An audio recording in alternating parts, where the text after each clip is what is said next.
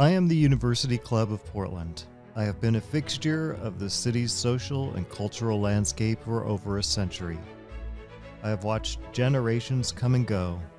Through the years, each leaving its unique imprint on the club's history and legacy. Beginning at the turn of the century, I started to face a series of new challenges. Those included retirees moving away and a general malaise about the cachet of joining a private club like me. Portland suddenly became known as the place where young people were retiring, and a TV show made fun of the incredible people who lived in my city. It considered my young people eccentric hipsters who put a bird on everything. I knew that millennials and those in their 20s and 30s are a dynamic and tech-savvy group, and over time, many of them began looking for unique experiences. In 1990, I became the first club in Portland to have women as full members.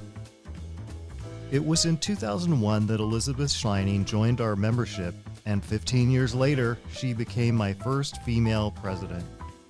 Here's what Elizabeth had to say about being among the first women members and being asked to become president. I was born and raised in Portland, and what I've found interesting about the University Club is that I've made some of my best friends at the University Club in the latter years of my life. So it's been a great place to come and build community and meet people who had similar interests to mine and people that I wouldn't have known maybe otherwise. Definitely some of my best friends are people that I've met since I joined. We were having some financial issues when Robbie came to me and said, we'd like you to go through the board one more time to work your way up and become the president-elect. And I was like, I'm not sure really. What made it much easier was Shelley was a relatively new general manager there. She might have been in her second full year as general manager. She was a great support. Just even watching how she led her teams helped me. So I had that. We had a really strong board. And I have to say that all of the past presidents that I knew, or who even people who barely knew me, came up and said, anything you need, we'll help you. During these years, co-working spaces had become popular downtown, and my Jefferson room was converted to co-working as an extra perk to my members. A few years later, my board elected our first openly gay president in December of 2019. Here, former President Alan Ford talks about his experience. When I first joined this club, it was very business-oriented. I thought that I was going to do a lot of business here, and I thought that it was just going to be about business contacts.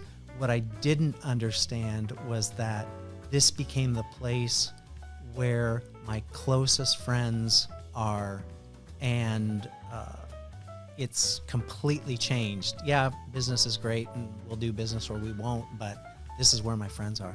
I'm proud of this club and these members and our management team and our staff, this whole group of people that come together for this really great higher purpose of being a part of this community and being a part of each other's lives. And for them to say, you know, we don't care about you being gay. We don't care about any of that. What we care about is we want you to do this job at this particular time, and we don't care about those other things. Past presidents of this club oftentimes think about what they want their year to look like. What kind of legacy would you like to be a part of with the board that you're working with? What's your focus, strategy, etc.? And we had been working as a board and I'd say a leadership team along with the management about really long-term sustainability. And that was going to be my focus as we came into the year to spend time strategizing about long-term sustainability, what that meant, how do we do it, what do our committees need to participate in, our individual members, etc. And as you all know, in March of 2020, long-term sustainability became day-to-day sustainability. And so it quickly changed, and it was not anything that I, or anybody for that matter, had expected. As Mr. Ford said, no one could have known that in March of 2020, Oregon Governor Kate Brown would issue a stay-at-home order because of a worldwide pandemic. In June of 2020, after the death of George Floyd, more than 100 nights of protests began in downtown, just a few blocks from my front doors.